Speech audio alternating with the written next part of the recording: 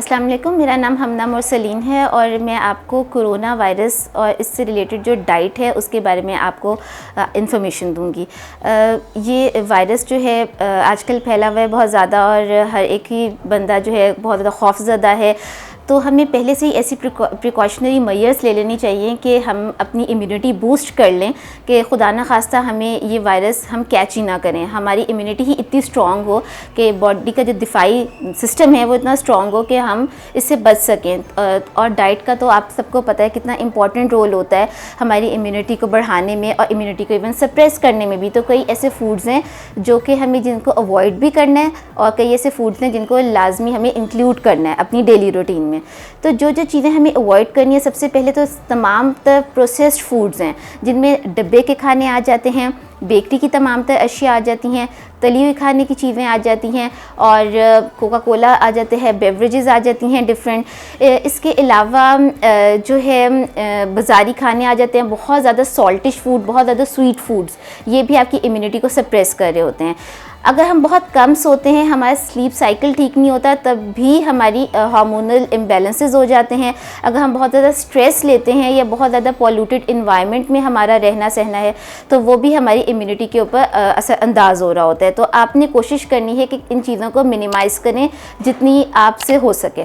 बाकी क्या क्या ऐसी ग़िज़ाएँ हैं जिनको खा के आप अपनी इम्यूनिटी को स्ट्रॉन्ग कर सकते हैं? तो पहली बात तो ये है कि दही, योगर्ट, ये बहुत अच्छा सोर्स है प्रोबायोटिक्स का। ये आपके गट की हेल्थ को, उसमें मौजूद जो गुड बैक्टीरियाज़ हैं उनकी हेल्थ को प्रमोट करते हैं, आपकी डाइजेशन को इम्प्रूव करती है दही, इसलिए ये आप अपने नाश्तों में लाजमी इंक्लूड करें।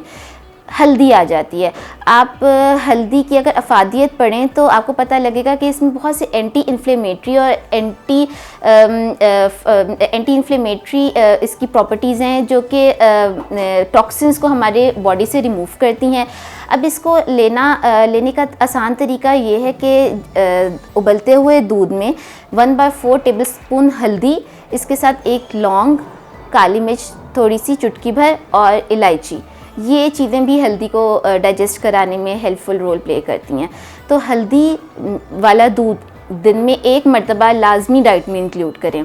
इसके अलावा अदरक और लहसुन आ जाता है, ये दोनों भी आपने रॉ फॉर्म में कंज्यूम करने हैं। चाहे तो आप इसको पुदीने के साथ चटनी बना के वो अपनी रोटी के साथ वो खा सकते हैं।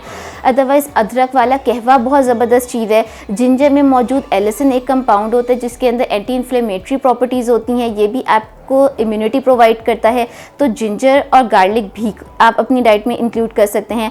देन फ्रूट्स आ जाते हैं, बहुत सारे वाइटामिन्स हैं, बहुत सारे मिनरल्स हैं जो कि पर्टिकुलरली इम्यूनिटी को बूस्ट करते हैं, जिसमें विटामिन सी आ जाता है।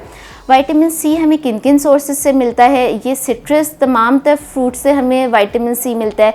इसके अलावा पोमीग्रेनेट है, अनार का सीज़न है, ब्लेसिंग्स हैं हमारे ऊपर अल्लाह ताला की कि पाकिस्तान में चारों सीज़न आते हैं और हमारा सॉइल फर्टाइल है, हमें हर चीज़ हमें कुदरत ने मुहैया की हुई है, सिर्फ थोड़ी सी मेहनत करके हमें उसको इजी बनाना है इन सब चीज़ों को अपनी डाइट में इंक्लूड करके। तो आप एक रोज़ाना जूस का ग्लास पी सकते हैं, लेकिन जूस फ्रेश होना चाहिए। पोमीग्रेनेट का जूस पी सकते हैं, ऑरेंज का जूस पी सकते हैं, मौसमी को इंक्लूड कर सकते हैं, गाजर है, कैरेट्स को इंक्लूड कर सकते हैं। विटामिन डी भी इम्यूनिटी को बूस्ट करता है, इवन विटामिन ई भी इम्यूनिटी को बूस्ट करता है। और जितनी भी तमाम तरह सीरियल्स हैं और इसके अलावा ड्राई नट्स हैं, डार्क चॉकलेट्स हैं, नट्स हैं, एग हो जाता है, तो ये सारी चीज़ें हमारे विटामिन्स को भी कवर कर रही होती हैं।